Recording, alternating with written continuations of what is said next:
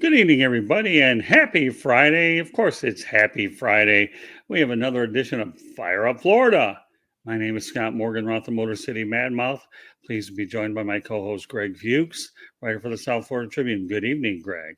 Good evening, Scott, and everyone else. Mark? I'm doing good, my good friend. I love you guys, man. Can't wait to take off on this show that's sweeping the country. All right, well, Madman Mancini, we got plenty to bite off today. And for all you people wondering why I'm wearing the University of Miami hat, well, guess what? We're going to talk a little bit of Canes. So with that said, since we love to talk baseball, and I like to use baseball terms because they're really pretty good, okay, we're going to lead off with Greg Fuchs to give us an overview of what we're going to talk about this evening. Yeah, thank you, Scott. As all South Florida sports fans know, the last couple of decades have not been kind to most of our teams. The only exception is the Miami Heat. Ever since Pat Riley got there, they've been pretty much competitive every year, won 3 world titles. But the other teams, Dolphins, Marlins, Panthers, not only have they lost a lot, they've been rarely in the playoffs. And even Canes football, very mediocre compared to what the expectations are, winning only, 6, 7, 8 games a year. That said, the shining star in South Florida, there's actually 2 shining stars. I'm going to start with the Florida Panthers. Had the best record in the NHL, had the best record in the history of the franchise this year. And the last 2 games tested out everyone's heart if you're a Panthers fan. An overtime win, and the other night down 3-0 halfway through the game. They come charging back. So they're up 3 games to 2. Game 6 is tonight in Washington, starts in like 20, 25 minutes. So a huge game. And I am hoping they keep on rolling, keep that momentum going. They just got to get the power play going. If nothing else, man, they haven't scored a power play goal, and Washington has scored quite a few. That's been the big difference in the series. Unfortunately, the Panthers still have a 3-2 lead. The other shining star in South Florida is the Miami Heat. They finished off the woeful 76ers last night. So they've made it through the first 2 rounds, so they get the rest up for a day or two till the other series wraps up, either the Bucks or the Celtics. And the Heat, to me, are just an amazing franchise. I mean, they might be the best-run franchise in all of professional sports. The culture they've developed, the players they developed, whether they be first-rounders like Hero and Adebayo, who they've turned into all-star level players. And then you have all the undrafted guys, the Max Struses, the Kendrick Robinsons, all those guys. They've turned them into useful players. Gabe Vincent also. So a huge tip of the hat to the Heat franchise.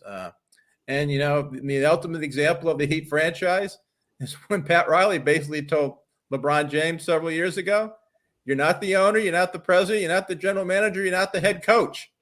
And if you're not comfortable with that, go play somewhere else. All right. And, I think we're going to get into this later. Jimmy Butler has been outstanding for the Heat. The Marlins, young team. They've been very streaky. I think they won 6 or 7 in a row. Then they lost 6 or 7 in a row. I am still bullish on the Marlins because I think they have an outstanding young pitching staff. Jazz Chisholm is blossoming into one of the best players in baseball. And there are 3 big power hitters, Garcia, Soler, and Jesus. I always forget his last name. Aguilar. None of them have gotten on track yet. So once those 3 guys start hitting, I am very bullish on how the Marlins are going to do. Speaking of baseball, and I'm not a huge college baseball fan, but the Hurricanes are the 6th-ranked team in the country. So it's good to see them rebound. They haven't been ranked that high in previous years. I skipped over the Dolphins, Miami, probably South Florida's favorite team. They're in the news this week. They signed Sony Michelle. So now they got a 3-headed monster at running back, Mostert, Edmonds, and Michelle. I'm not sure how they're going to divvy up the workload, but McDaniels has always dealt with using 2 or 3 running backs at the 49ers. One of them is bound to get hurt, so you need depth, and they still have Myles Gaskin on the team. So I thought that was an excellent signing by the Dolphins. And the last thing, Canes football, they finished their spring practices. Everyone was pretty bullish on the team. And the ACC media this week voted who do they think is going to win the Coastal and the other division, who are the best teams in the ACC. And other than Clemson, They have the Canes as the second best team in the ACC this year, having winning the Coastal Division. I think everyone is very bullish on the difference Mario Cristobal is going to make. And Miami's bringing back one of the best quarterbacks in the country in Tyler Van Dyke. So Canes fans, as usual, are setting their expectations very high. I don't think they're a national title contender, but if they're not in the top 20 for most of the year, I will be disappointed. All right. Hey, Greg, you know what? That's a fantastic overview. Sets us up very nicely. Thanks. Well done, Greg. All right. So with that said, let's go back to the top. Florida Panthers. To me, there's only one word that really describes these guys: resilient. Because that's exactly what they are. They haven't won a playoff series, I believe, since 1996. So should they overtake the Washington Capitals, they're getting rid of a big gorilla off their back. And you know what? My feeling is if they can get past the Capitals, you've got Alexander Ovechkin on the other end and a host of other excellent players of the Capitals. You know, again, this is a very resilient team. I had the opportunity to cover them in 2021, so I saw the makings of that team develop. But I still think that one thing, me personally, it was just too bad to see Joel Quenneville not be behind the bench. I understand that Andrew Brunette has done a good job. I get it. I've always been more in favor of the veteran coach behind there that's been there, done that, won the Stanley Cup. But, you know, who can argue with what Andrew Brunette has done? I know the additions of Claude Giroux has helped out. And Joe Thornton obviously came to Miami, South Florida, with the intent to try to win a ring after coming up empty-handed in his previous stop. So gotta like what the Panthers are doing without a doubt.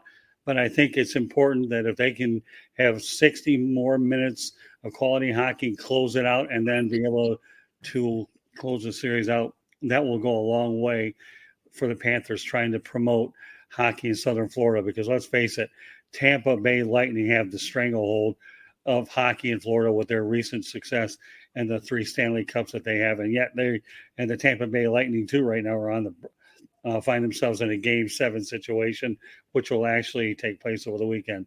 So with that said, Mr. Madman Mancini, you're nodding your head. Let's talk about a little bit of hockey. Well, I'll tell you one thing. You're absolutely right. I don't think the Panthers have done anything since they were throwing rats on the ice and John Van Beesbrook was in goal there. But when you look at this, and I've always said this with hockey being my favorite sport, you can sneak up on a lot of teams in the regular season. The matchups and everything don't really come into play, but the playoffs, it's locked down, and it comes full fold here. And the one thing I looked at this series is I thought the Panthers can dethrone the Capitals. But you know what? The Capitals, you know, they're a grizzly veteran team, man. They've been around. They're only a few years removed from a Stanley Cup team, but it's a team that's underachieved for a lot of years. They should have had more cups in Washington with Ovechkin and Oshie and guys like that. But that core's still there. It could be dangerous. If this thing gets into a Game 7 going back into Florida, you can throw everything out the window. It's going to be anybody's game there. But I think the Panthers, with Quenneville, great coach and everything, but you're going to start to see these teams rise to the occasion. I said that with the Rangers against the Penguins too, my friends. You know, the Rangers are a couple years out. They're not quite there. The Penguins got the core there. I know it's a Florida show, and the Panthers are maybe a year or so out. But these teams like the Capitals and Penguins are always hanging around year in and year out. Yeah, if there's one thing about the Panthers before we shift topics here, like the Heat, they have done an outstanding job developing that roster. I mean, they traded for the 2 Sams, Bennett and Reinhart, and then they picked up some guys off the radar for the most part: Carter Verhaeghe, Gustav Forsling, Anton Lundell. He was a first-round draft pick, but he wasn't a high pick, and he's an absolute home run. So phenomenal job adding players to that roster. Well, I'll tell you, got a great goalie too, Borowski. Yeah, but I'll tell you what, if I had my choice to put a goaltender between the pipes of the Panthers, Roberto Luongo to me is the guy. I mean, come on, tell me that there's a much better goaltender out there than Roberto Luongo. He was good, but I'd still go with John Van Beesbrook over Luongo if I'm looking at Florida Panther goalies. Well, no, I'm telling you, you can't go wrong with either of those two guys. I mean, face it, didn't John Van Beesbrook lead them to their only championship. They're only Beat a the Stanley Cup. Colorado Avalanche, I think it was. Right, they made it to Stanley Cup Finals Yeah, under. lost it. I mean, Under my recollection on Luongo was, I just remember so many times the announcers would say at the end of the game, "We didn't deserve to win. Luongo stole us another win." Yeah, So I love Van Beesbrook. I would take Luongo if I had a choice. well, there's a reason that his number. Luongo over to Vancouver, and his wife didn't like Vancouver, so then he came back to Florida. Right, but there's a reason why his number's retired at Florida Live Arena. Okay, I don't know how many other ones are retired yet, but that's to be determined down the road. But if you're going to start with one, the first one, it should be number one, Roberto Luongo. But yeah, I mean, they've done a good job building a lot of pieces. You know, you have cornerstones like Alexander Barkov and then Jonathan Huberdeau, and the list goes on and on. But let's face the reality, they're poised, and we'll see. It's about closing the deal is really what it is. And we'll see where it goes. So we'll have more information as the night goes on. So on to the next thing we're going to talk about is the Miami Heat. My God, I mean, what can I tell you? You said it yourself, Greg. You got Pat Riley building a culture here. Jimmy Butler, Dwyane Wade. You know, I mean, come on, really? Unbelievable. I'll tell you this, guys. Covering the Clippers for a lot of years, I got to talk to Greg Popovich, who everybody thinks he might be the best coach, or Phil Jackson, who a lot of people think he might be the best coach. Never interviewed Pat Riley, but growing up, man, Pat Riley, the slick hair, the Hollywood look, he's built, championships wherever he went. And if John Starks could hit them jumpers with the Knicks, he would have had a championship in New York. And you're right, Greg, breaking it down, the Heat from Mickey Aronson on down to, Pat Riley and running this with Eric Spoelstra. They did show LeBron the door there, and people have been reluctant out here in Los Angeles to show LeBron the door because he seems to come in and dictate what's going to happen. But Pat Riley said, hey, we're not going to get rid of a coach. You can go back to Cleveland or you can get on to L.A. And let me tell you, the Heat with the 3 titles, I got to know Udonis Haslem over the years, and that flare-up this year between him and Butler, they squelched that right up. They kind of did it like a New England Patriot thing. They put that thing behind in the locker room. There was no more murmuring on that thing.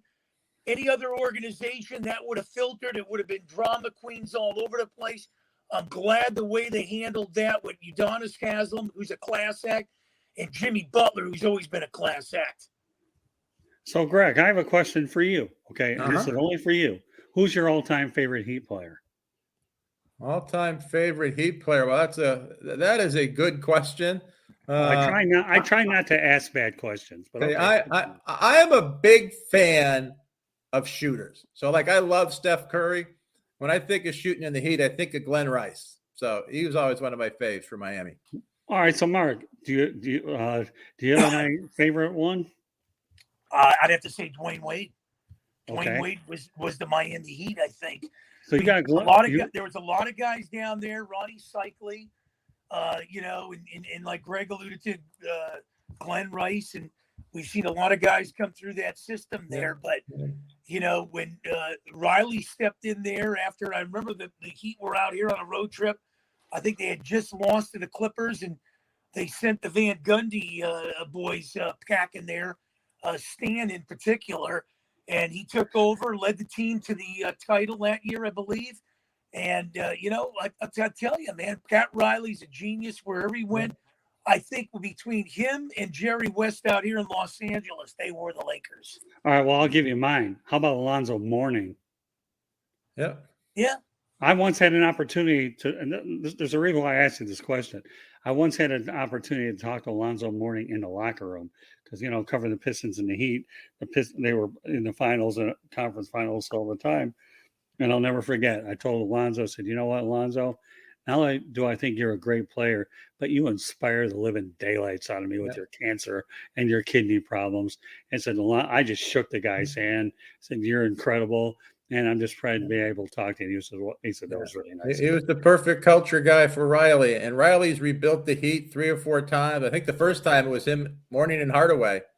Yeah, but let me tell you First what, place games. Riley had an affinity for Mourning, said he wanted that title for Alonzo Mourning worse than anything he could ever have. So that's why I ran that question by you. But I'm glad we all three had different opinions on that. He pulled that caper with Mourning. I think it was on the start of the season. The day of the season, I think, or the day before the season is when he brought Mourning in from Charlotte, if I'm not mistaken. Maybe. Call it whatever you want.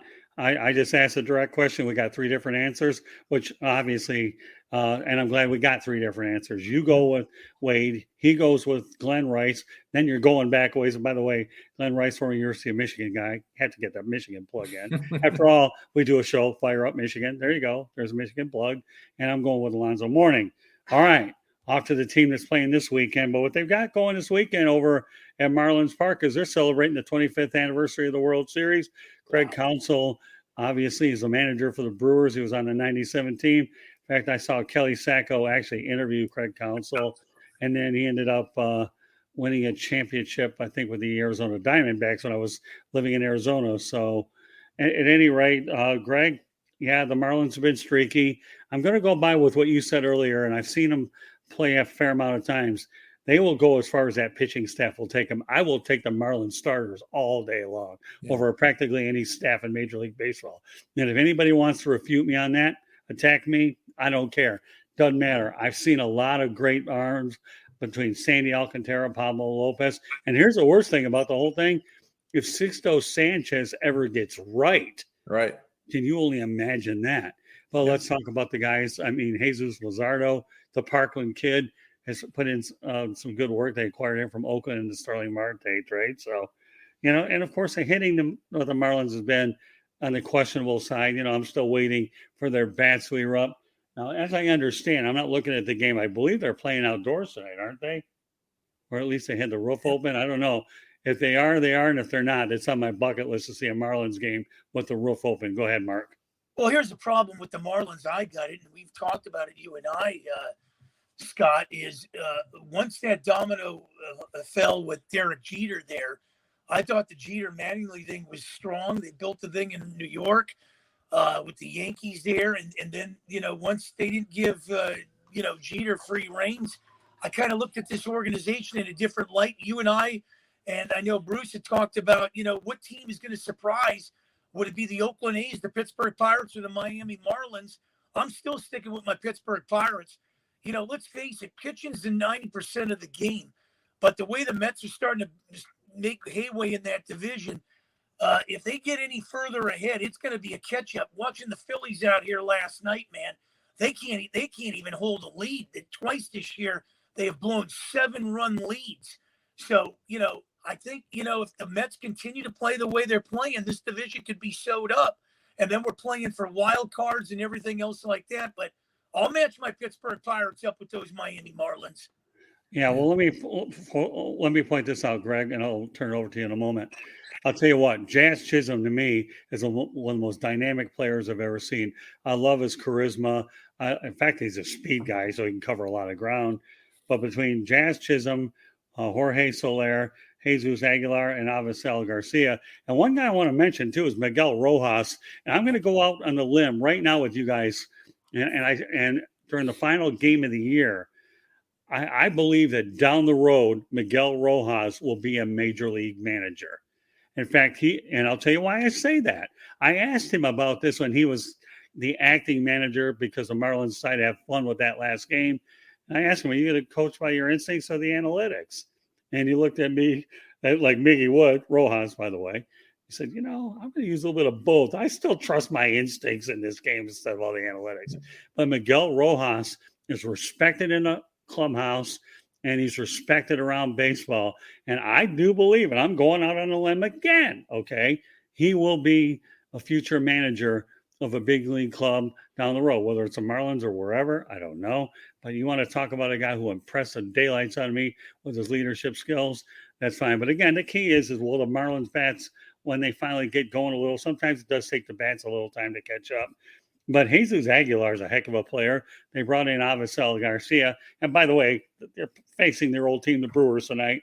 Aguilar was a fan favorite in Milwaukee, and Avisel Garcia had a productive campaign there as well. So again, if the Marlins hitting wakes up and with their phenomenal pitching, I'm not selling this team short at all. No. Yeah, and I wondered about the Derek Jeter thing. You know what? That you're probably right there, Mark. But I'm kind of curious to see how Kim Ng gets a real test as a general manager, and if she has any success as a general manager, mark my word, fellas. Okay, there could be more women general managers in MLB, so a lot of females are hoping that Kim Ng gets it figured out. All right, Greg, go ahead. I was going to say one of the reasons I'm bullish on the Marlins for the rest of this season is they're hovering a little bit below 500 right now. But other than Chisholm, Lopez, and Alcantara, no one else on that team is really off to a good start. So I think some of those guys, they got real talent. They're proven. So I think they're going to get better and better as the season goes around. And the key for the Marlins long term, as always, is as some of these young guys get older, can the Marlins afford to pay them? I mean, you can't be trading away Jazz Chisholm after trading away, Christian Yelich and all those other guys they ditched 3 or 4 years ago. You need to be able to keep your elite homegrown talent. And Marlins, in order to do that, part of it is Marlins need to start drawing more fans. Well, you definitely want to have them under club control. That's for sure. And if they get a better television deal, obviously that'll pump some more revenue in there. But you're right. You can't keep selling off parts and have fire sales, or you'll have no fan base. You'll have about the same crowds as the old Miami Marlins had over at, Miami Stadium out in the Overtown area. Yeah. So they'll be that much worse than that because that was bad. But generally speaking, I would think that organization, to be sustainable, has to bring in about 20,000 fans a game. And yet, believe it or not, they're facing the Milwaukee Brewers tonight, who could put 30,000, 40,000 fans blindfolded in that place the way they are in Milwaukee. We talk about a lot of great baseball towns around the country, but let me tell you something about the Milwaukee Brewers. I know that area well because obviously I have a lot of ties to the area. I've been to some games. The Milwaukee fans, to me, are the best kept secret in all of baseball. In terms of, you look at their attendance numbers over the years, and then somebody can come back and debate with me all day long. But Milwaukee Brewers have an outstanding fan base. But the Marlins need at least 20,000 fans just to give yourself a puncher's chance. Yeah. Well, they should be able to do 20,000 if they stay competitive. Yeah. Right. I still don't know, because there's so many Red Sox and Yankees and Mets fans down here. Will they ever be able to fill that place up 30,000 a night? I don't know. Well, the only chance you got there is you better hope and pray that they work on an interleague agreement with one of those two teams that they come down here, because we all know that Southern Florida is considered a high transplant area where they'll support the other ones. I saw what the Yankees did last year in terms of what their attendance. They can bring in a lot of people over the course of a 3-game series. Thankfully, you have the Mets and you have Philadelphia. That's good, but you still need the Yankees, Bostons, and Torontos to fill out that fan base. Go ahead, Mark. Well, the problem there in Florida, and we've said it before, and I know Greg brought up the thing with the keeping the talent there in Miami and everything. That's the problem the Pirates had. They had to put a new stadium in there. PNC Park is gorgeous. I've been in there, but they're locking up their key, young guys, Brian Hayes and Brian Reynolds. You need to do that, and that's the key there. And good manager Don Mattingly. But I'll tell you one guy. You talk about Rojas. I'm telling you right now, the next manager of the Cardinals is going to be Yadier Molina. And I can see another manager on the horizon when he hangs it up is Miguel Cabrera. And I can see Miguel Cabrera in down there in Miami if they part ways with Don Mattingly, down the line. So keep your eyes on those two. But, yeah, I don't know why baseball hasn't done well in Florida. We talked about it on the Oakland show, you and I, Scott, along with Bruce. The problem is, I thought with the Cuban community and everything down there, it would have been a hotbed for, baseball and everything. Spring training was there. And, but, like you guys say, the transplants and everything, we're going to find out next year straight on here, because every team will start playing every team in baseball next year. So I don't know how the interleague is going to, resurface here, but starting next year, everybody's going to play everybody. So you're going to start to see, the stand-ins and the judges and all these guys come through.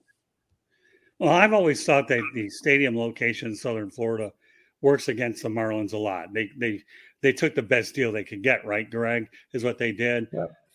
That's what they did when they tore down the Orange Bowl, and they took the best deal, banking on the Hispanics and the Cubans to support it a little bit more. Some people, when you go down to Miami to see a game, you really invest a lot of time if you're the average drive is 30 to 45 minutes alone dealing with the parking garages and the things you have to do. Whereas Tampa, St. Petersburg, that's simple. St. Petersburg, to me, has failed for a long time. If you've ever been on 275 in the Tampa Bay area, nobody from Hillsborough County wants to go there. They just simply need a new stadium in Hillsborough County. There's nothing wrong with the Tampa Bay area. The only thing that's wrong with that area is the stadium needs to be moved, and they need to do it pretty soon because that lease is up in 2027 over Tropicana Field, and St. Petersburg is going to have a leg to stand on. And if Tampa Bay area wants to keep a team out there, they better figure it out soon because the average ballpark is taking 2 or 3 years and billions of dollars to go ahead and do that. So the Marlins, I think location's part of it, but you're not going to tear this thing down because you're obviously on the hook for a while. Tampa, we know what the problem. I think that if you have competitive baseball with a stadium in a good, halfway decent area, you could do all right. So I'm not really saying Major League Baseball can't succeed in Florida. Each situation has to be judged on a game-by-game basis. And now I know we have Dolphins stuff to get to, Greg, so why don't you lead us there? Yeah, I mean, Dolphins had a great offseason. Then you went into sort of that lull because they didn't have a whole lot to do in the draft this year. But they needed another running back because for all the reasons I mentioned earlier. McDaniels likes to use multiple running backs, and running backs are probably the most likely position to get injured. So you need a bunch of them there. I was sort of hoping they'd bring back Philip Lindsay. I've always liked him, but I have nothing wrong with Sony Michelle. I mean, when the Rams running backs Henderson and Akers got injured last year, he played extremely well. So I think, like I said, it's a three-headed monster, which is great for real football, terrible for fantasy football. But I thought that was a great addition. I think they paid, $2.1 million for him, so not a lot of money. A great add to the team. Well, when you think of the imports that you brought in, Mike McDaniel's a 49er, right? So he's a 49er. And as a result, what we have, you got Sony Michelle, you got Raheem Mostert, and Chase Edmonds. So that's what you have. So, he's pretty familiar with what's going on. So, well, here's the thing. Go ahead. Yeah, with Sony Michelle, I've always liked this kid. Even when he was with New England, came to the Rams, and now he goes to Miami. I don't know why he's been, kind of traded around the last 3 seasons, but I really like this kid a lot. I think he's a great little running back.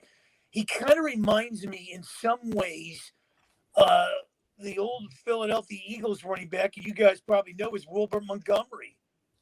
Never get a lot of credit. I mean, and that's what I like about Sony Michelle. Doesn't get a lot of credit, but he'll give you, he'll pick up 100-something yards pretty much every game given the opportunity. Yeah, I agree totally all the way.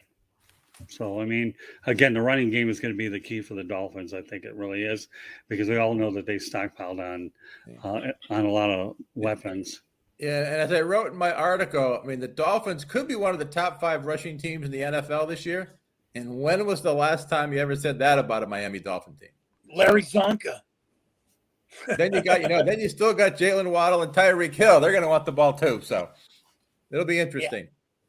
Well, and not only that, guys, when you look at the Dolphins, we talked about this a couple weeks ago. That AFC is going to be a dogfight. The schedule now is a dogfight. You got some tough teams on that schedule. You open up with New England. That's not going to be a rollover game, even though New England has problems every time they keep going down to Miami. I don't know what it is. They might not have enough potassium in themselves. Maybe they got to, get more bananas in them or something. But, boy, the Patriots, it's been a house of horrors every time they've gone down to Miami in more ways than one. Yeah. Oh, yeah, no question about that. We all know that the New England-Miami situation is what it is.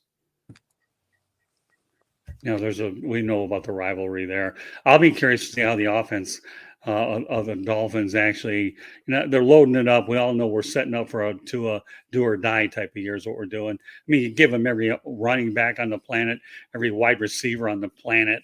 What else do you expect to happen? That to me is. Well, when are you guys going to get back to the logo where the Dolphin was a nice one in the 70s? This one looked like he's taking a suntan on a logo. Yeah, no, I like that. I should like that logo. I still expect the Finns to pick up a center because they got a big question mark with Dieter there at center, and they really don't have a backup center on the roster. Well, it's going to be interesting. But, I'm looking at two situations. I'm looking at a situation in Arizona with Kyler Murray, and I'm looking at a situation in Miami, Tua. Can these guys, with their size, lead their teams to respective conference championships along, with maybe a possible Super Bowl? Yeah, well, we'll see how things play out.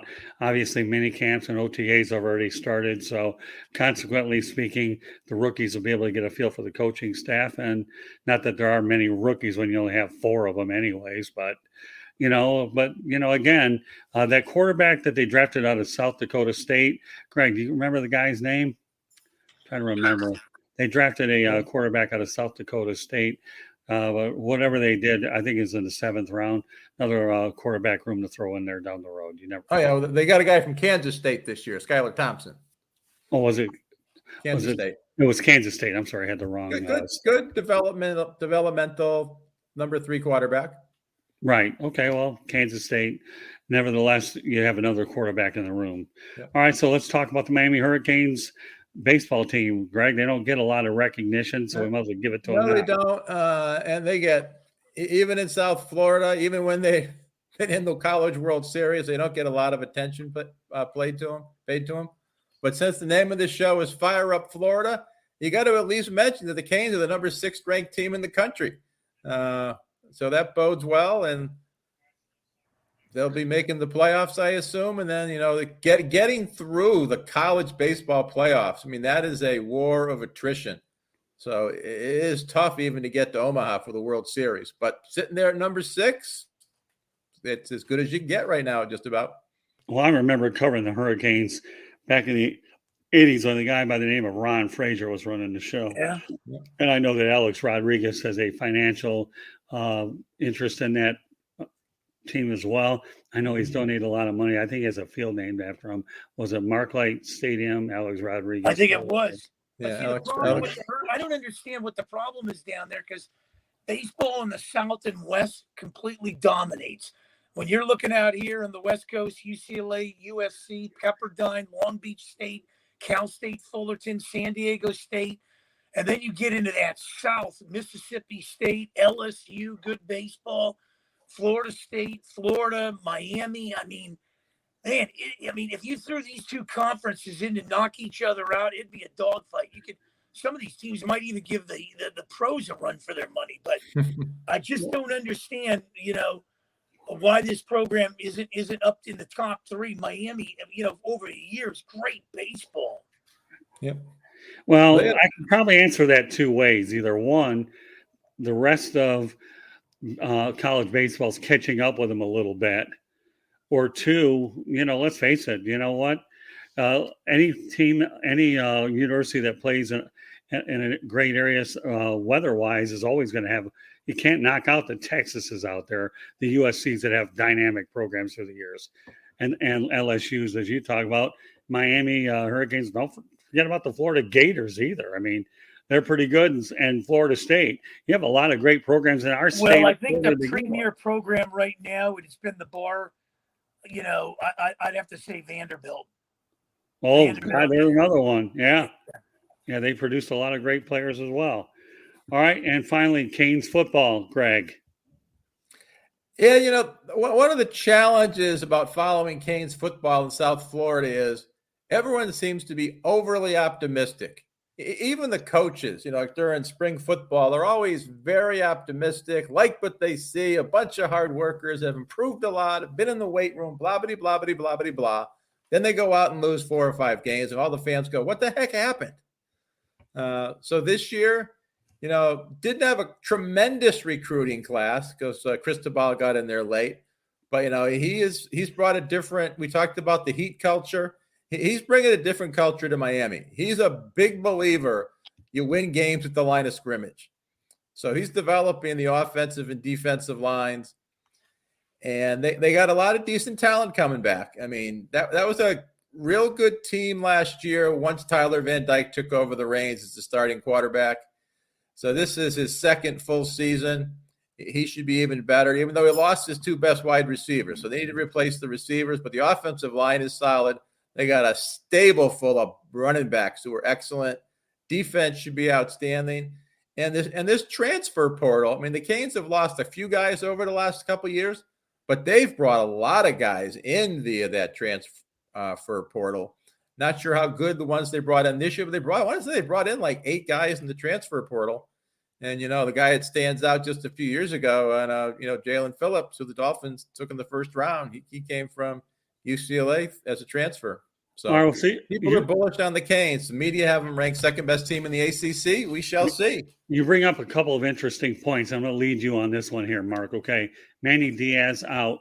Obviously, Mario Cristobal leaves a cushy job with the Oregon Ducks, and we did a heck of a job out there to come to his hometown of Miami, where he did an incredible job with FIU. Of course, ever heard of T.Y. Hilton? Okay, he played under Mario Cristobal. He knows how to recruit in Miami. Howard Schnellenberger used to call Miami the state of Miami because that's how much he valued recruiting in Dade County.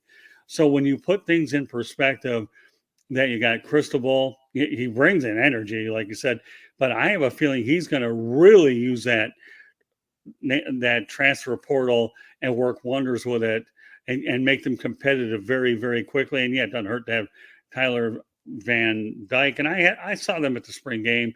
It was pretty interesting to watch them. Of course, my first time I'd seen them in years. I obviously have a vested interest in them. But, Mark, what do you think the national perspective is of Miami Hurricanes football? Where's Howard Schellenberger? Where's Jimmy Johnson? Where's Vinny Testaverde? Where's Michael Irvin?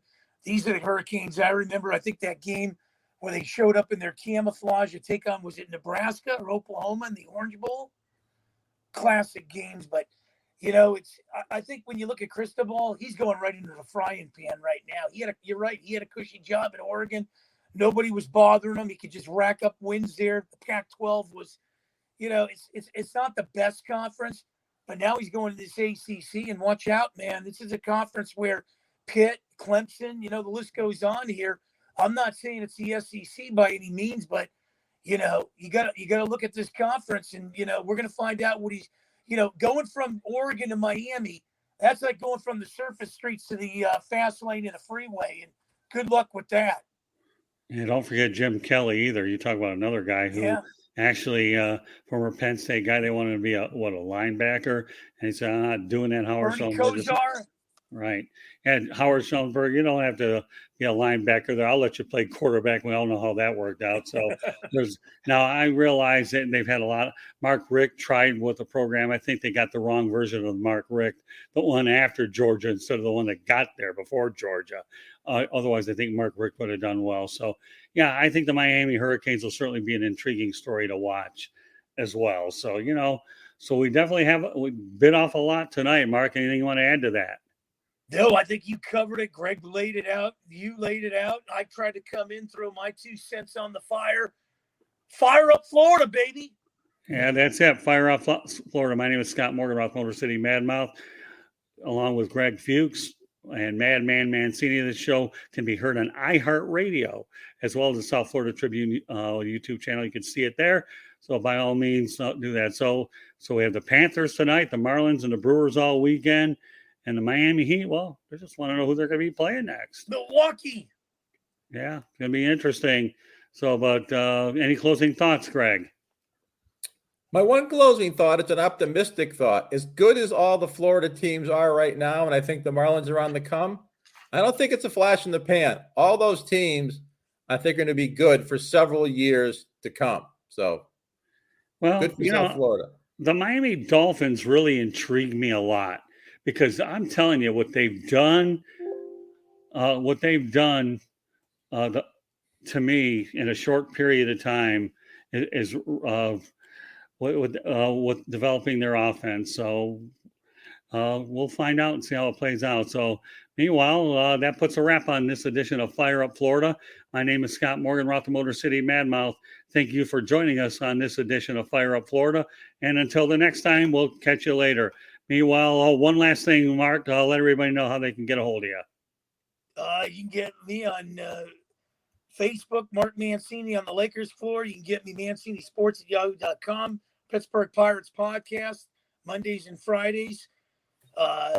Philadelphia, WWDB. This show, Detroit, man, all over with you guys. I love you dearly, man. I love these listeners in Florida. Now they love listening to you. Greg, real quick. Yeah, you can get my articles at southfloridatribune.com, and you can follow me on Twitter at gfuchs at Gregory Fuchs.